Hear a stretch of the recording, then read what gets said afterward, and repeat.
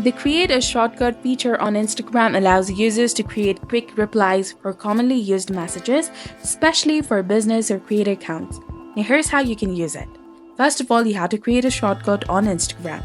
For that, update your Instagram application. Ensure that it's updated to its latest version through the App Store or Play Store according to your device. Now, switch to a professional account. If not already, go to Settings. Then tap on the three lines in the top right corner. Go to Account Status or go to Account Tools and switch your account to Professional account. Now to access Shortcut feature, open the Instagram application and then go to Direct Messages. Select a conversation or start a new one. Tap on this message icon that is between the photos and plus icon, tap on it, and then tap on the plus icon in the top right.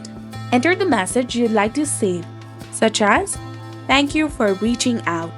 You can also manage level if you want, select a shortcut, and save. After that, while typing your message in DM, type in your shortcut and a suggestion will appear and tap on it and then tap on send.